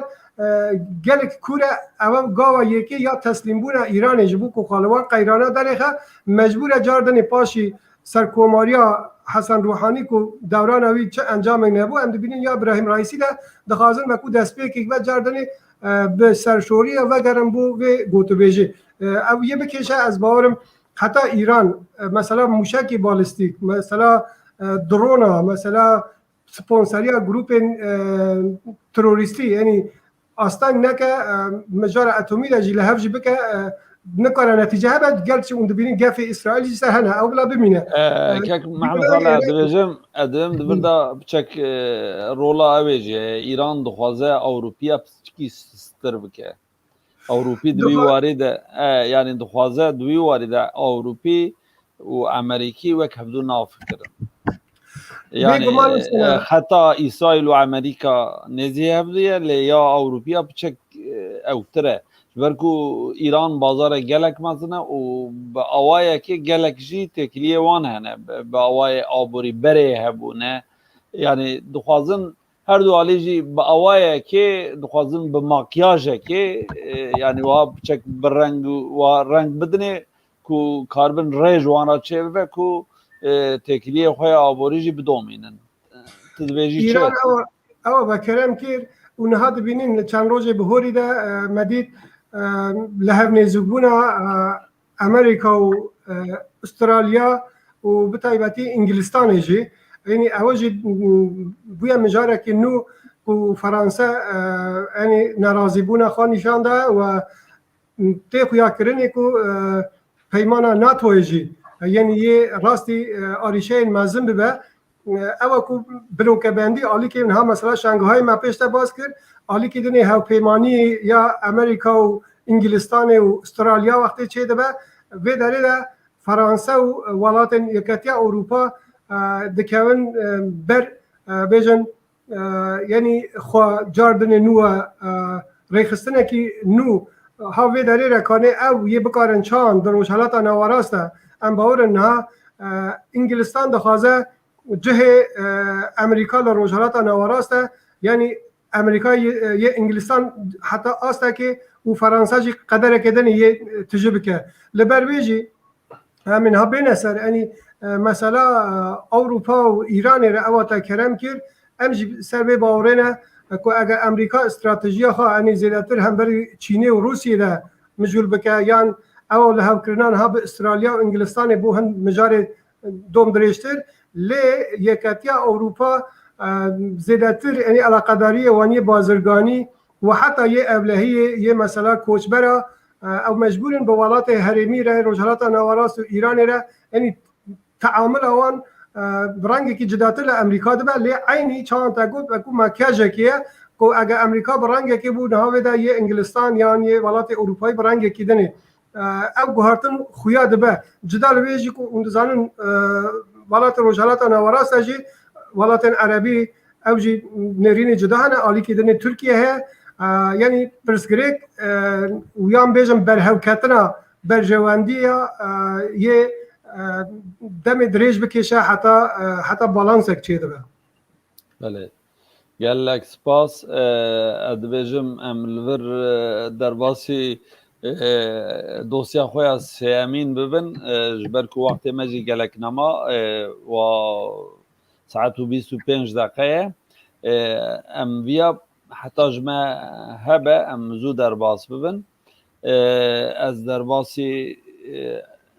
evê xwe bibim notê xwe bibim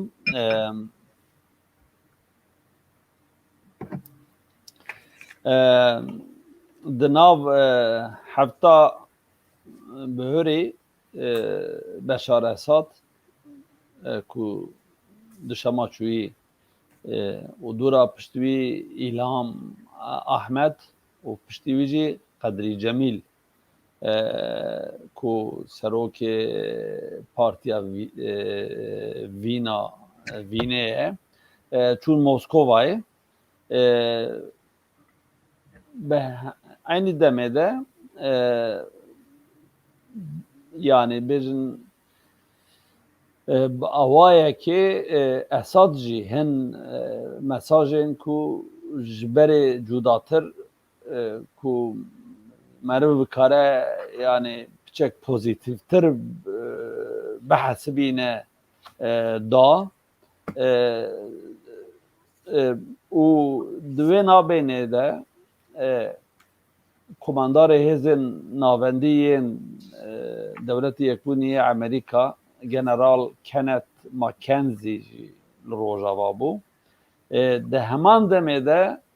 miheweleyek nû ji bo diyaloga Kurdî çêbû ku cîgirê Wezîrê Derve yê Dewletê Yekbûniyê Amerîka li ser dijîtal platformê hem bi NKSê re û hem jî bi evê re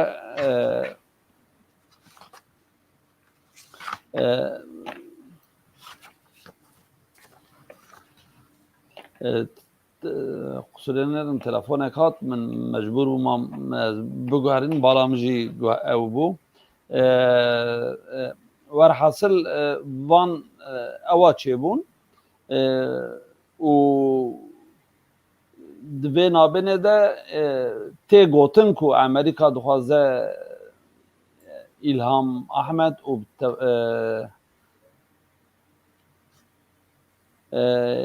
İlham Ahmed û hese de rêwiyê Washingtonê ne wiya çiqas rast e ez nizanim dibêjin ku Amerîka dixwaze wan davet bike tabii di vê naberê de yani tevî ez hem bi mesela berê ve û bi vê meselê ve jî girê bidim biya min evek heye yani ku wek Amerîka piştî serê salê wê ji herêmê tamamen here yani hem ji Iraqê hem ji Sûriyeyê û di vî warî de hin emare hene ku bibêjin Amerîka divê heta dawiya serê salê em ê hêzên xwe ku şer dikin em ê ji herêmê vekşînin û aliyê dinêkayî aliyê dinêkayî jî ew heye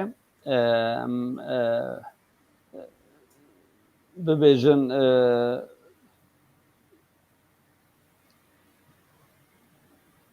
ez notê xwe dinêrim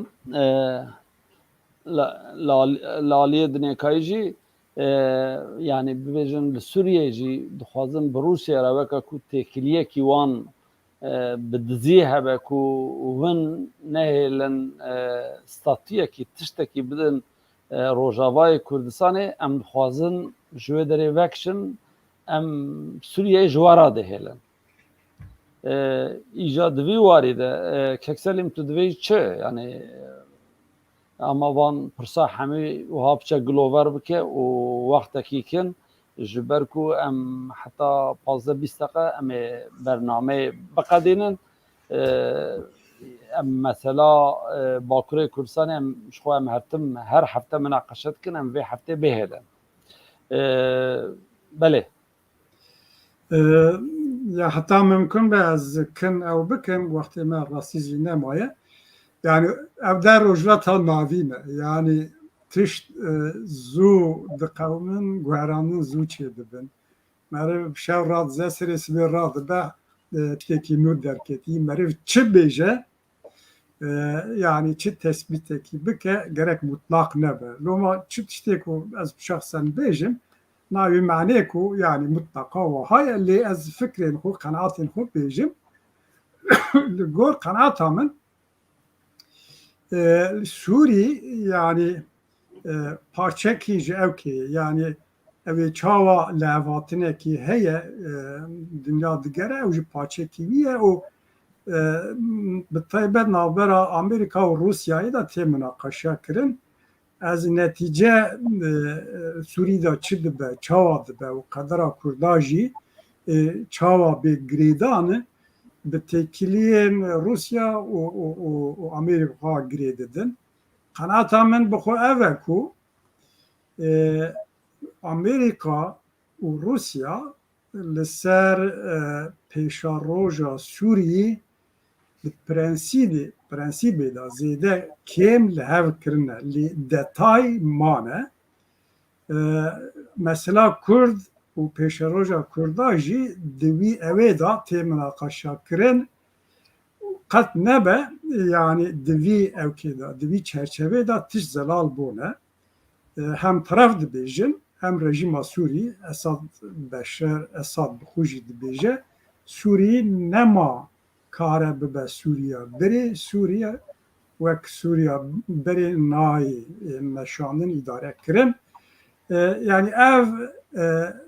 tespîta rewşê ye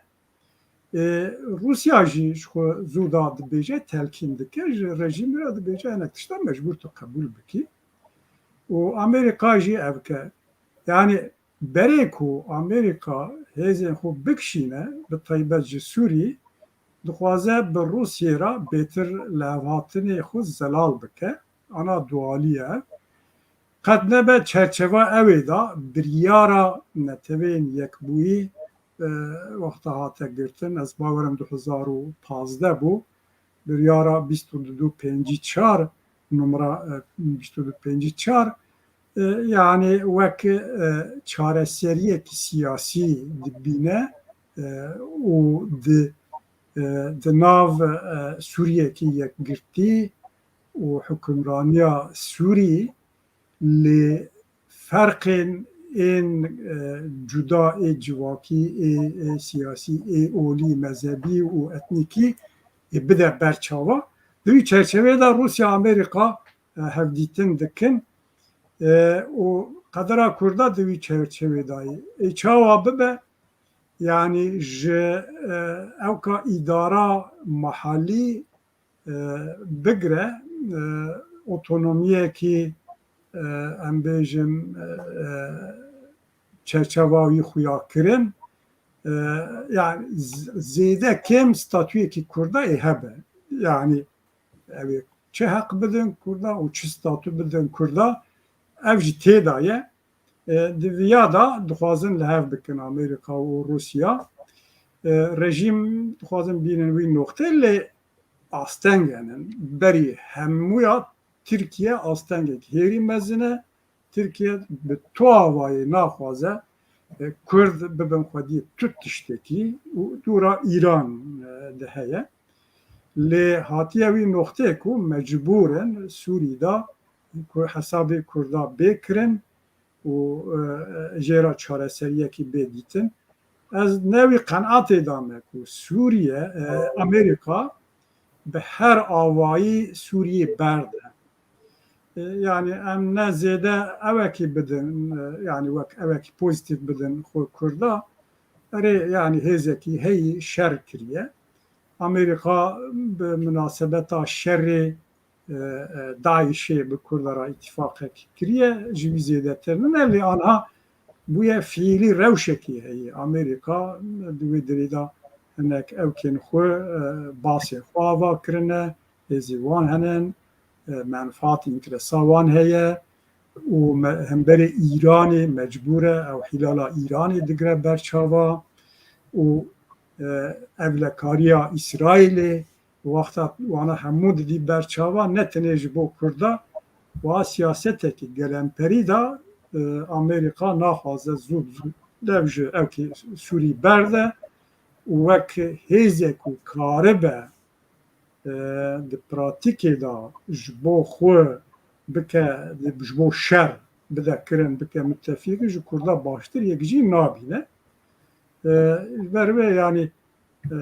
ev hêdî rewş zelal bibe. Yani eger karibin Tirkiye bînin noktakî zûtir zelal bibe. Diplomasî di vî çerçeveyê da ew dibe. Çûyîna hêzên siyasî Rusya, bakirina Esad, Rusya bi wî ra rûniştandina wî û Putin û McKenzie eger diçe bi Kurdara rû dine wek ne li gor berê meselên askerî û tiştên da wek bêtir di çerçevekî siyasî de anha dixwazin bi Kurdara hinek tiştan münaqeşe bikin. Wana didin xuyakirin ku diplomasî hatiye noktê ku hêdî ber bi çareseriyekî bibînin li gelek faktör henin, gelek aktör henin ortak evekî çareseriyekî hemûya îqna bike, hemûya pê razî bike wiha nerehat. Ji ber ku gelek hêz wek me got faktör û aktör di nav evê danî vî meselê da Sûrî da li hevkirina wan zemînekî wiha müşterek de nerehat. Ez li Kurtî wiha dibêjim. gelek spas. Kek Mihemed Saleh Kek Selîm işte baş alîn ziman ez çend peyveka lê zêde dikim. Hûn dizanin mesela Rûsyê bi hikûmeta Sûriyê re henî lihevkirinekî fermî ye li ber vê jî mana hêzê Rûsya li Sûriyê de henî alîkî qanûnî pê hatiye dayînê li ber vê jî hûn dibînin Putin dibêje Beşar Esed hevce karek were kirinê ku ew hêzên dinê li Sûriyê de nemînin. Yani hêzên bêjin leşkeriyê dinê mebesta wê eger Türkiye be, eger yê İranê be yan yê Amerîka be. Ama di aynî hal de jî hûn dizanin mesela Sûriyê bu Rûsyê meseleyekî stratejiye em bawerin di navbera Rûsyê û Amerîka de ve her wiha Amerîka û İngilistanê û Fransê de jî henî wekû prensîp hindik li hevhatinê wan hatine kirinê nîşanê vê xuya dibe ku yani Sûriye gerçi yani hêzên hewpêman mesela şerê Daeş ku xilas dibe wekû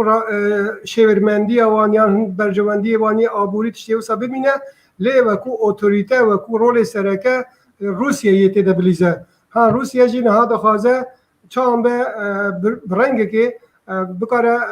hikûmeta Sûriyê re iqnaekê çêke li opozisyonê wan re ha ew rêkeftinê wanî Cinêvê ku negeştibe encamê jî lê bo ayarkirina destûrekî bo Sûriya pêşerojê ve sîstemekî heta rengekî demokratîk ku pêkhatî wê jî otonomîk tê de hebin. Heta wê qasê ku Kurd jî nav de em bawerin Rûsya heta wê astê piştgirî dide. Iraqê de aynî wisa ev rol em bawerin yê bi İngilîza were spardinê ku İngilîziyê vê rolî li Iraqê de bilîzin. Em bawerin Fransa yê Lubnanê de aynî ev rol pê bêta danê. Yani eva tê texmînkirinê ku li hevhatinekî leşkerî yan bêjin yê aborî ya siyasî bi wî cireyî tê kirinê ku ewa em dibînin niha divan du hefteyê çoyî de jî trafîkekî wisa dîplomasî li Herêma Kurdistanê jî ku xuya bû medît paşî ewa ku paşvekêşana Emerîka zêde ketiye rojevê em dibînin serdana serokkomarê Fransa bû vê derê yan ew têkildariyê welatê Ordonê yan ya daviyê sefera rêzdar serokê Herêma Kurdistanê Nêçîrvan Barzanî bû İngiltera ew ne van mesaja didin ku ewa ku yani paşî paşvekêşana Emerîka yê ew welatane wekû berpirsatiyê xwe eleqedar bin bi herîk li wan hikûmeta re. Aha vê derê de jî em dibînin İran bi vê meselê zêde بیشن راضی نینه و دخوازه تبله هبی خوا پیش بخه رنگ ترکیه جی برنگ که دنی اونه جبو اوی که هر یک لوان برجواندی خال سوریه ده یا عراق ده بکارن یعنی بپارێزن ئەو جی بکەون تەوگەرێ لێ ڕاستیە هەیە ئەوەیە کو ئەم دەبینن ڕۆژهەڵاتە ناوەڕاست وەکو کەکسەلیمجی ئانی زمان دناو بێژن کەلیانێکی وسادەیە کو هەر ئالی هەم وەکو حکوومەتی هەی یان فاکتۆری هەرێمی یان وەکو ئەکتەرێ ناوخۆیی هەر یەکلەوان لە دوو بەرژەوەندی خوادا ئجابێ دەرێدا ئەم دەبینن حتا هێزن نحکومیجی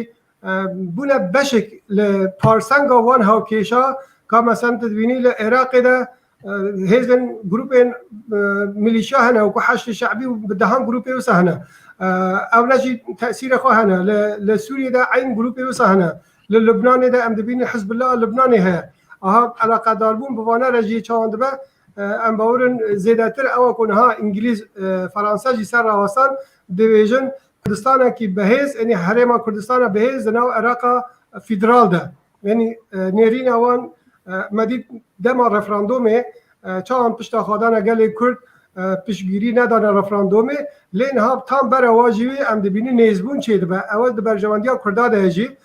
کو بکارن دوی فرصتی ده بجیرانه گاوی باش هل گیرن هم عالی سیاسی هم د عالی آبوری و یعنی پیگاه حرم کردستانی و هم جی د عالی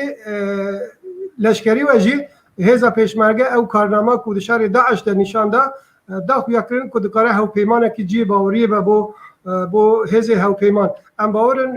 او کارتن ها به هز و گاوی دست حکومت حرم کردستانی ده نه و هر وها اداره بجن روجاوی کردستانی جی اگر به هزن روجاواره یعنی وکو بجن له هاتنک نابر اون ده چی به ام باورن یه زیادتر بکارن لبه گوهرتنی ده او کو اگر ام بینن برچاو خود سردم پاشی شر یکی جهانی او بجن آرایش کو چی بود نابرا هاو پیمانه ده روزهالات ناوراست جاردنی ام بینن آرایش کی وسا یعنی گوهستن کی وسا برجواندیا او رولگیران چی ده و جاره ام باورن کرد اگر بجیری حرکت بکن یه بکارن ببین اوجی ببین پارسنگ دوان هاو کیشه هرمی ده اوج دبا گاوک بو گاو بهتر لپیش روزی ده بله گلک سپاس اجیب سه گوتنا دیتنی خوب ببیجم بیامن yani devletin yekbuyi Amerika biryar daye tevi hevpeymanê ku ji Iraqê bi tamamî vebikişe bi heman demî de wê ji Rojavayê Kurdistanê jî vebikişe û wî warî de yani Sûriyeyê bi awakî teslîmê Sûriyê teslîmê Rûsyayê dikin di wî warî de jî wek temînat xwestine ku Kurd li wê derê ku hevpeymanê wan bûne û cefakî mezin kişandine ku bi awayekî bên parastin bi awayek nexurt be jî xweseriyek be an bêjin herêmî îdare be an bên hin awayê kulturî be bi rengek bi renga ku li hev bên li mesela Başûrê Kurdistanê herêma serkirdayetiya herêma Kurdistanê dizane wê çi bibe ji ber wî wan jî bi xwe jî ji ber ku di şikandina Daişê de rola Başûrê Kurdistanê gelek mezin bû di vî warî de ez bawerim yani bi awayekê Yekîtiya Ewropa yani ku Borel şandin Josef Borel ku hem berpirsiyarê wanê derve hem jî berpirsiyarê wanê ewlekariyê ye ku çavê me li ser we ye û wek temînat bidin wan Macron ji bi awayekî din bi wan welatên Xurtiyên herêmê li Baxdadê zîrvekî bû ji bo wê münasebetê çû çûna wî ya Kurdistanê jî xwest ku nîşan bide ku em haya me ji we heye em pişt we ne bi awayekî yani vayan vedikişin li çavê me li we ye biya min wan mesaja bû çûndina Nêçîrvan Barzanî ya herî mîhim bû ku İngîlîstan roja roj de li Iraqê roleke pir sereke û ew dileyîze berêz Nêçîrvan Barzanî dema ku çû wê derê bi awayekî xwest ku ji hin ewa ji İngîlîstanê bigire yani ez tabii em şîrovet dikim ne ku di destê me de ew hene biya min piçek ji bo wê ew ê bû û Rusya û Dewletê Yekbûyî Amerîka jî li ser yani Rusya bi awayekê tu carî dev ji Sûriyeyê bernade Dewletê Yekbûyî Amerîka jî dizane ji ber ku tenha welat e ku digîje ava germ digîje derya spî û li wê derê hem ew ê wî yê tarîxî hene yani vê ji noqteyekî ku tu carî wê dev jê bernede vî awayî jî bi salan nikare dom bike bi awakî dibêje bi awakî divê derekê noqteyekî wê dayîn hêvîdarim ev li hevatina wan ew be ku Tirkiye xataya didiya Antakya didiya çêneke ku li Efrînê û li herêmên Dinêkayî yani di wî warî de ew bin û Kurd jî ji rewşekî ji demê min berê baştir bi dest bixin te vana temenî ne niha em hatin ew ê em mesela Tirkiye dosya Tirkiye dêlim ji ber ku em ama bêje çi bigire her hefte em behsa Tirkiye û Bakurê Kurdistanê dikin bira vê heftê ev tune be wek hûn dizanin yani ciyekê xweşiyê yani em behsa çar perçê Kurdistanê dikin Başûr, Bakur, Rojhilat, Rojava lê perçekî dinê jî heye diaspora gelek xurt e berê çiyayê me hebûn bawer dikim nacî em bêjin diaspora me heye bi milyona Kurd bi hestên Kurdayetiyê dema ku perçekî Kurdistanê tawanbariyek dibe radibin piya û bertek nîşan didin niha ama bêje hemî parlamentoyên Ewropayê Kurd hene merv hejmara wan bijivîne belkî ji hejmara wan ji parlamentoya Hewlêrê zêdetir be yê parlamenterên esil Kurd ku li Ewropayê bûne parlamenter niha dol wan zêde bûn li Norveçê û tew yek jî yekî li İngîlîstanê bû wezîrê perwerde di vê navbênê de diya Kurd jî vê şemî û yekşemê li ew ê bêjin roja şemiyê bi rastî li Almanya civiya Federasyona Norveçê ya Danîmarkayê ya Almanyayê û ya Norveçê ya Sovyeta berê jî wek ber çavdêr beşdar bû dixwazin yekîtiyeke daîmî û li gor çerçeva yekîtiya Ewropayê an ya Ewropayê wek ne wek federasyon wek konfederasyon avayek ava bikin belê kekselî min tiştê dest pê bikin وقتی me ama Kurta wexte dikmaya şwe bêtir ez dixwazim noxtakî li ser mesela Sûriye û Tirkiye ew bikim derbas bim min dixwast ez bêjim lê a rastî eger li hevatinekê hebe Rusya û Amerîka û ew be Tirk tiştê ku tek û hataya duduya di wî evkê de hemahengê da Türk karin ilhaq bikin wek Hatay û iqtidara AKP ji xwe fırsatekî wiha digere ji bo hilbijartin çênebe ji bo evek eger dervê tiştekî bimîne şer lazim e derxînin Tirkiyeyê ya şerê hundirî ya tiştekî wiha evekî mezin qenaata min yani Türk karin tevlî bi wî awayî gavekî bêjin û bêjin şû zaten îdlib dibin ew ka medayê wayî me îlhaq dikin ew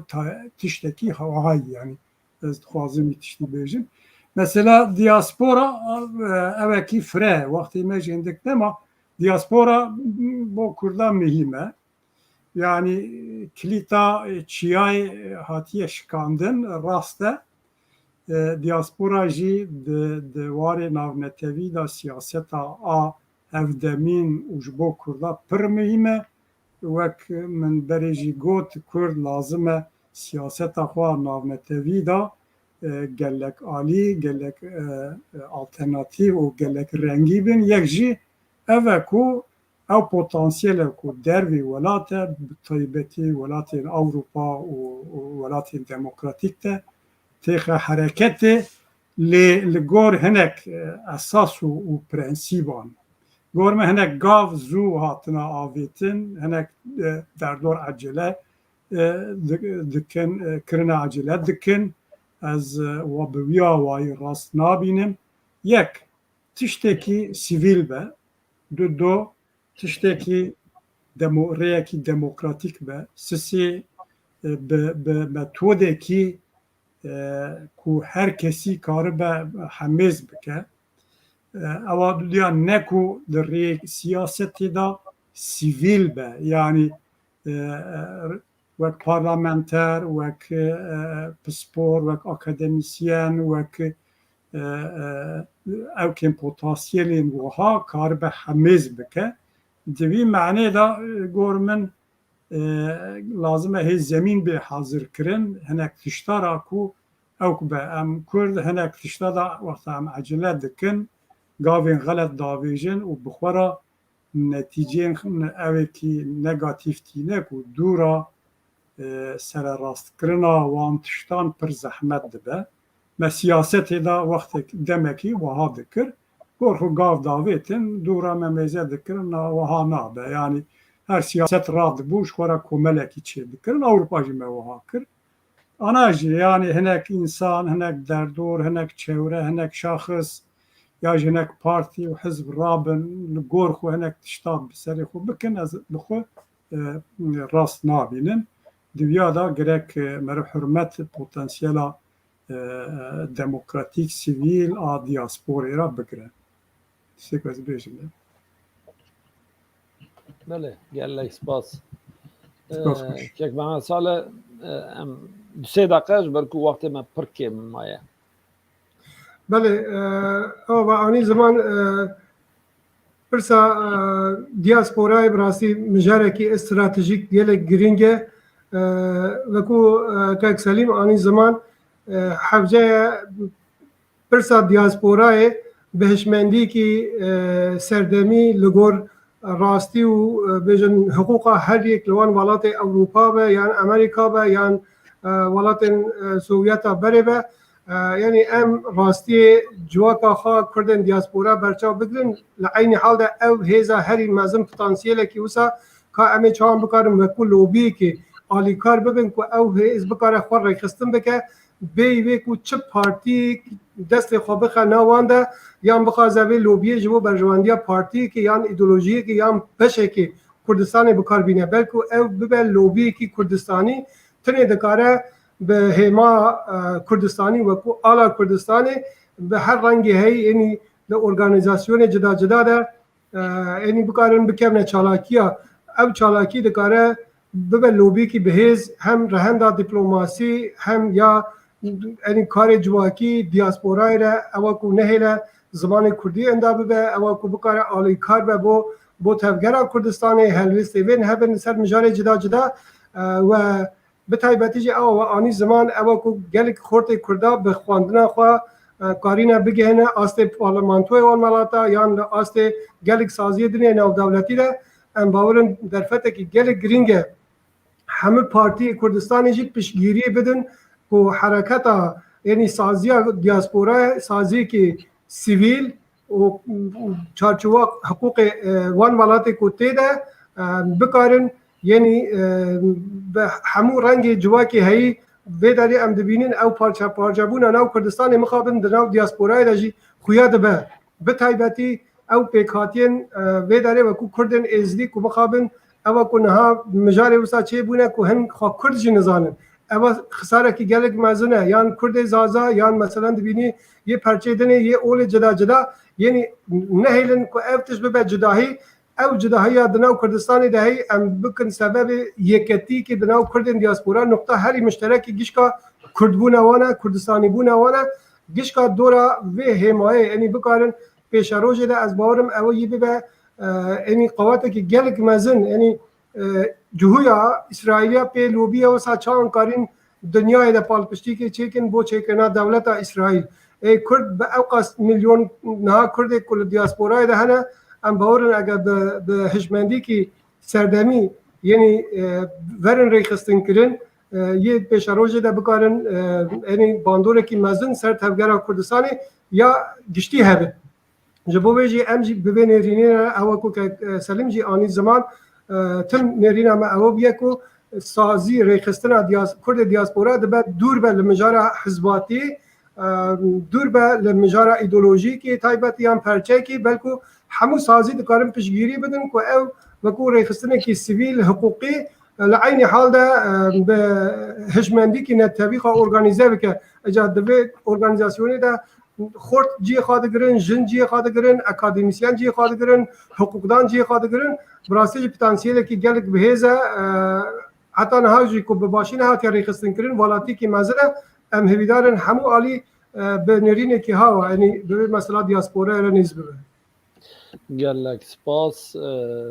نها اماتن داویا برنامه خواه وقتی خود درباز نکر یعنی نه ما 2 ساعت درباز نکر ما 2 ساعت درباز نکر از بوکو اف برنامه کاربه کو دوباره 3 باره 4 باره و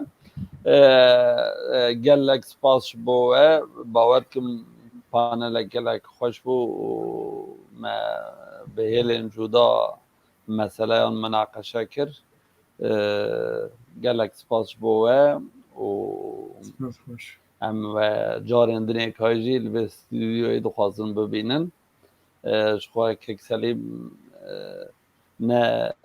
خریب به استودیویه و که محمد صالح جی بو جارا ددیا جارا سیا باورد کم بله لیبراتی رومانی سر زازاکی لسر من مایی اما براستی نه براستی مثلا روجلاتی ام کم آگاه دارن باکره کردستانی کم آگاه داره بله ام نه گلک سپاسی بکن و گلک سپاس بو همو تماشاوانان که 2 ساعت مگوداری کرن و هفته اوره بروژه وکنو و برنامه چکره کنو ام بوارانه دو خشیه دا ببینم